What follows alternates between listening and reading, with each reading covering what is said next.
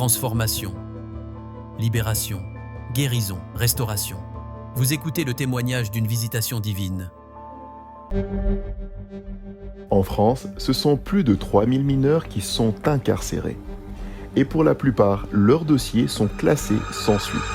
Aujourd'hui, découvrons l'histoire de Corentin qui a rencontré le Seigneur en milieu carcéral. Alors moi, j'ai grandi dans une famille chrétienne. Malgré ça, au bout d'un moment, j'ai arrêté d'aller à l'église. Je ressentais l'absence d'une présence masculine dans ma vie. Donc je me suis beaucoup cherché. J'ai cherché cette absence-là avec mes amis. Et c'est là que j'ai commencé à un peu plus sortir. Et je suis rentré du coup dans la délinquance. Donc je voulais me faire mon propre argent tout seul. J'étais dans les vols de véhicules. Dans cette période, j'étais également en relation avec la petite sœur d'un de mes meilleurs amis. C'est une relation qui était assez toxique. Il y a eu des périodes de violence entre elle et moi, ce qui a énervé son frère. Son frère, rempli d'indignation, m'a contacté pour qu'on puisse se rejoindre dans l'objectif de m'agresser avec ses amis. Et malheureusement, moi, juste après, je le poignarde. Après cet épisode-là, je me suis fait agresser par ses amis. Donc on m'a renversé, on m'a roué de coups. Et quelques temps après, j'ai fini en garde à vue. Après ces actes de violence, Corentin découvre avec surprise sa sentence. Arrivé en garde à vue, je pensais qu'on allait me relâcher, vu que je m'étais défendu face à plusieurs personnes. J'attendais qu'on me relâche. Mais j'étais jugé directement en comparution immédiate après 48 heures. Et à ce moment-là, devant la juge, on m'a montré les faits, c'est-à-dire on m'a montré les coups de couteau que je lui ai portés. Et c'est là que j'ai vu qu'il se retrouvait avec les coups de couteau au niveau du flanc, au niveau de l'abdomen et au niveau du cou. Ce qui m'a choqué parce que je pensais lui avoir porté que 2 coups de couteau au niveau du flanc. Je me rappelais plus de la scène, donc j'avais dit à la juge que c'était pas moi qui avais porté autant de coups. Donc choquée, elle a pris la décision de me mettre en détention provisoire pour mineurs, car pour elle, j'avais pas conscience des actes que j'avais commis. À ses 17 ans, Corentin découvre le milieu carcéral, un cadre qui ne lui convient pas. Mais c'est dans cet environnement que sa vie va prendre un tournant décisif. Arrivé en détention, j'étais choqué parce que pour moi, c'était légitime, entre guillemets, que je me défende. C'était un cadre qui me convenait pas. J'ai décidé de me remettre à Dieu, c'est-à-dire de complètement changer de vie. J'ai vite compris que c'était pas la voie à suivre parce que tous mes amis m'ont lâché après ça. Je me suis mis à prier. J'ai demandé à Dieu de me pardonner par rapport aux actes que j'ai commis.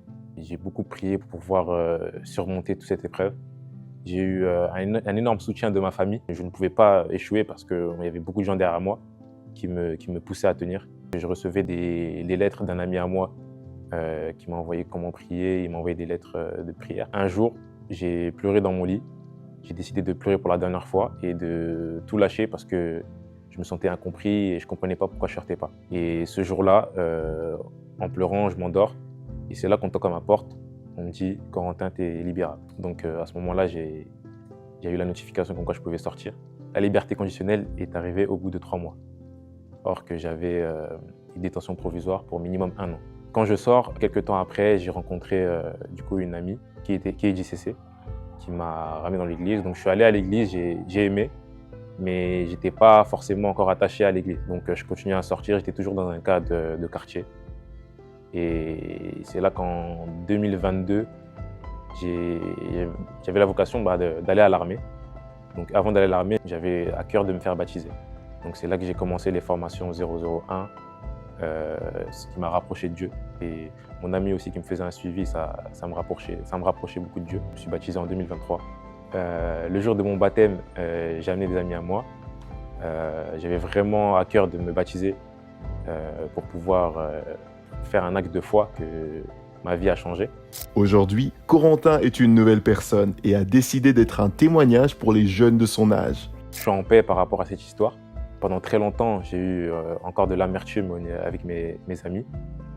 Mais elle s'est arrêtée vraiment au niveau, grâce aux formations que j'ai fait avec le PCNC. J'ai pardonné mes amis, je n'ai plus d'amertume envers eux.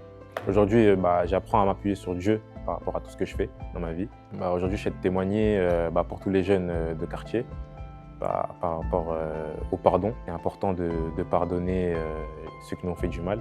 Aujourd'hui, je peux dire que rencontrer Christ a changé ma vie. C'est-à-dire qu'avant, j'étais un délinquant. Aujourd'hui, je suis une personne dont beaucoup d'entreprises font confiance. Ma famille me fait confiance.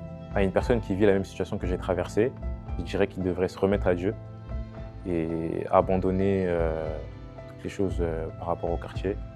C'est peut-être difficile, mais avec Dieu, rien n'est impossible.